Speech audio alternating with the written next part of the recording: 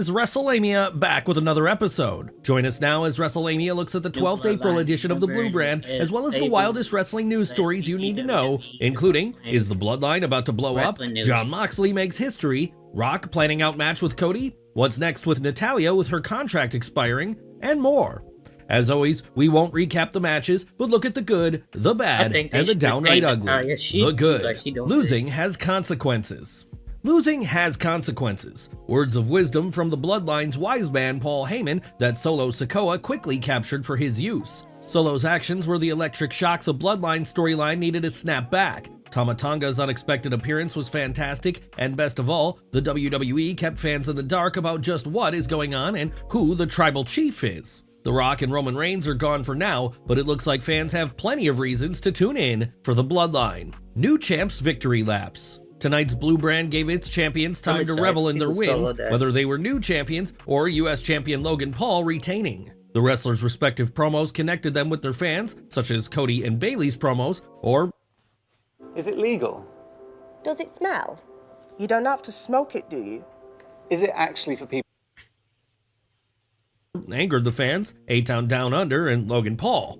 On a side note, major props to whoever created the Logan Paul Levesque era comment. A great WrestleMania follow-up. Is pro wrestling soap opera for men as observers have labeled it? There's some merit to that argument, but there's no doubt that pro wrestling involves serial storytelling where one episode flows into the next, at least when it's booked well. This week's WWE TV, Raw, and SmackDown was a supercharged springboard to send the WWE storylines moving ahead for the rest of the year. Whether it was new teams such as Jade and Bianca, or a major shakeup to the WWE's top faction, the WWE gave fans plenty to look forward to. Solid qualifier matches. The WWE has done a good job establishing that title shots are rarely handed out, although Bayley seemed generous tonight, which means the company has a go-to storytelling tool for building matches without any storylines behind them.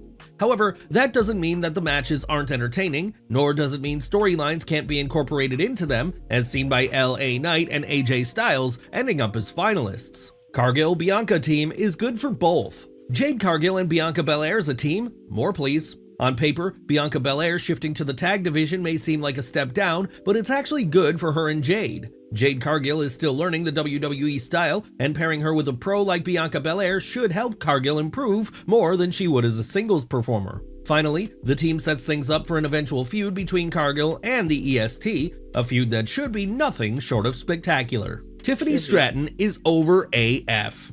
Judging from the crowd reactions, Tiffany Stratton really is the center of the universe. It hasn't taken Tiff long to connect to the fans, and if WWE can find an exciting program for her that doesn't involve a championship, which seems premature, her success seems guaranteed. The bad. Solo should have spiked himself. As good as tonight's Bloodline segment was, it suffered due to Solo Sikoa's losing streak. If the WWE planned this story out ahead of time, which it seems to do with anything related to the Bloodline, why turn Solo into a chronic loser only to position himself into a major role? Your theme sounds great. On mute. WrestleMania recently commented how awful WWE's entrance music is, and tonight's latest edition gave fans another reason to reach for the remote and hit mute. Get the shovel for Cameron Grimes. Poor Cameron Grimes, the talented NXT talent, just can't seem to catch a break. Grimes has been counting the lights ever since his call-up to the main roster, and it's disappointing to see such a talented wrestler misused. As good as Triple H's booking has been, it's clear he still can't manage a large roster.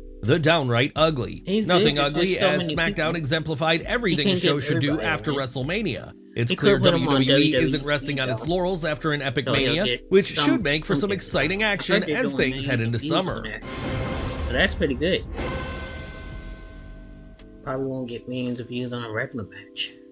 Bloodline about to blow up? Topping today's news is the shocking arrival of Tama Tonga to the WWE and his inclusion in the Bloodline. Fans are already speculating what Tonga's presence means for the Bloodline and who is directing things. However, Tama may just be the start of more talent joining Solo Sikoa and company. A recent report from Fightful Select notes, thus far we haven't heard any info on if Tama's brothers Hikuleu or Tonga Loa are targeted by WWE. However, Jacob Fatu... What just happened? Somebody just... Yo, shout out to Flatliner7269. Appreciate the follow. Yeah, man, it's been a while. Let's get back to it. I appreciate the follow, bro. Like, it means a lot.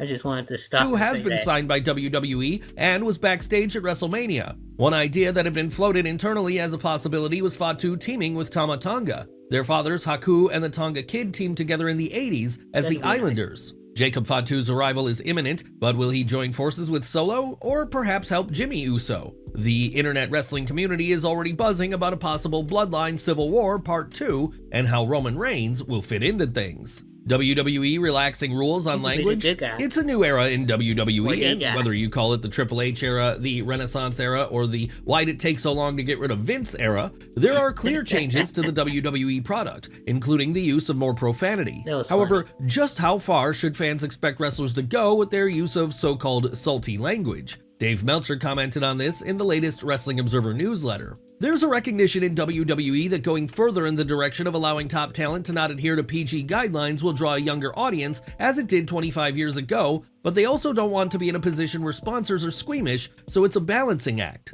While Diamond Dave's comments aren't profound, they do raise a Maybe serious they just question. do it on How much pay-per-views. leeway is the WWE giving its wrestlers and announcers with the use of swear words it didn't Really? use before? Does WWE require them to get clearance before using certain words, or does the WWE believe its wrestlers know what's okay? If it's the latter, it could open the door for problems as wrestlers and commentators get too comfortable and accidentally drop an F-bomb or some other controversial word. The WWE seems to want to enjoy the I can see Attitude Michael Era's Cole doing popularity, that. but it needs to remember that the WWE also had to deal with Crusaders. It's one Don't.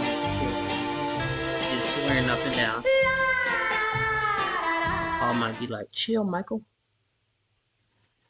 thing to capitalize on free You know, on publicity the from a microphone. self-styled moral avenger, but when these campaigns cost advertisers, it's an entirely different situation. The latest Uncle Howdy Easter egg. Is Uncle Howdy returning to WWE? Fans have been speculating about this over the last couple of weeks since WWE has dropped Easter eggs that the I late saw great my- Bray my Wyatt's computer creepy little colleague glitch is thing. on his way back I to don't the know if that was part of WWE. Uncle Howdy. The most recent hint on SmackDown was a glitch containing this message: "You forgot about us." What's noteworthy is the use of the plural us. Should fans expect Uncle Howdy to bring some friends with him, and could that include Alexa Bliss, who has hinted that her WWE return following maternity leave is imminent? Rock planning out match with Cody? Is The Rock working out a storyline for his match against Cody Rhodes? That's the report from Dave Meltzer. There are also ideas The Rock's presenting if needed to defend the People's Belt, and obviously, from the way the angle on Raw went down, that could be a belt versus belt deal since they each held each other's belt. What do you think of a title versus title bout? Let us know in the comments below.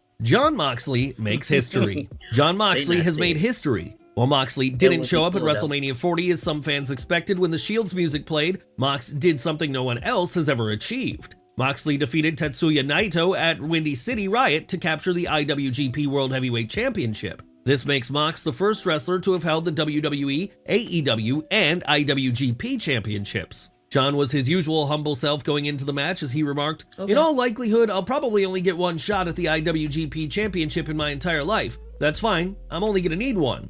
Congratulations to Jon Moxley on his latest success. Another Shout out to WWE him. contract expiring soon? Who is the latest WWE superstar who could become a WWE alumnus? Fightful Select is reporting. In recent months, it's been reported that Drew McIntyre, Becky Lynch, Seth Rollins, Finn Balor, and others have their deals coming up much sooner than would typically be the case before negotiating. In addition, we're told that Natalia's WWE deal is also up within the next couple of months, and talks have not taken place between the two sides. Natalya is the company's longest tenured female wrestler. Natalya is one of WWE's most versatile talents and is the epitome of a wrestling carpenter, someone who can make any opponent look great. Although it's been a long time since Natty held a championship, her status as a former women's champion and tag team champion, as well as her pedigree as a member of the Hart Dynasty, makes her perfect for the role of gatekeeper, a veteran talent who faces new talent and makes them look like dynamite. It's unknown what the future holds for Natalya, but she would be a valuable addition to AEW, given her name and capabilities. Cody sends a shout out to Brandy.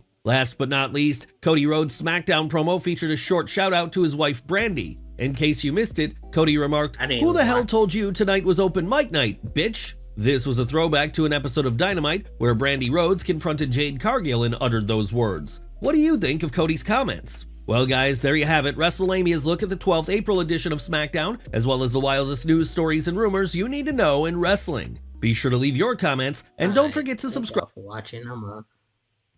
Got a few more videos I'm gonna do. Shout out to everybody for joining.